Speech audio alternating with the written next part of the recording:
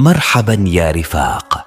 اليوم يحتفل الأمازيغ بالسنة الأمازيغية، وهي التقويم الزراعي الذي يتبعه الأمازيغ في شمال أفريقيا. ويحتفل الأمازيغ في المغرب برأس السنة الأمازيغية في 13 يناير من كل سنة، ويوافق هذا العام سنة 74 و900 و2000 بالتقويم الأمازيغي.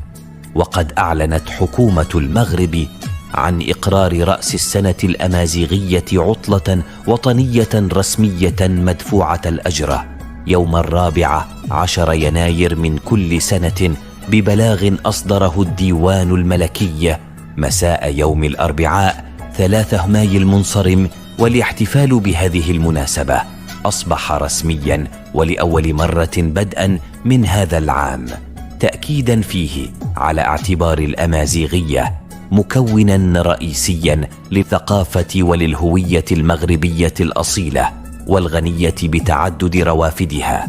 تحتفل بهذه السنة الأمازيغية القبائل الأمازيغية بالأكلات والموسيقى والرقصات الخاصة بهم.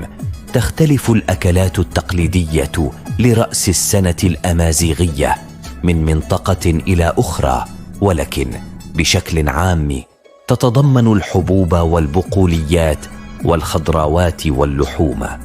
ومن أشهر هذه الأكلات نجد تاجلا أو تاروايت أو العصيدة، وهي عبارة عن سميد مطهو على البخار مع مرق اللحم أو الدجاج أو الخضار، وتقدم في طبق كبير مشترك بين الأفراد.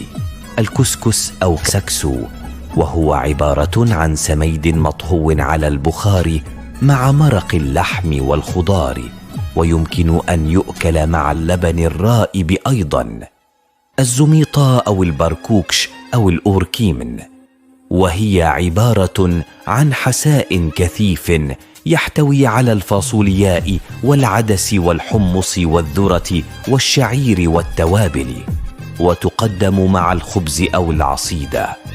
تاجولا أو العصدة، وهي عبارة عن عجينة مطهوة مع الزبدة والعسل والتمر والمكسرات، وتقدم كحلوى أو وجبة خفيفة.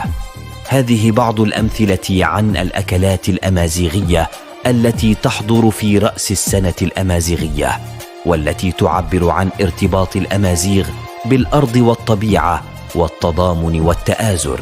بهذه المناسبة السعيدة نتقدم بأحر التهاني وأطيب الأماني لجميع المغاربة، وخاصة الأمازيغ، بمناسبة حلول السنة الجديدة سنة 74 و900 و2000، سائلنا الله عز وجل أن يوفقنا في جميع شؤوننا، وأن يبارك لنا في أرزاقنا، وأن يحفظ وطننا الحبيب من كل مكروه. أسجاس أمباركي، دمتم في حفظ الله ورعايته. إلى اللقاء.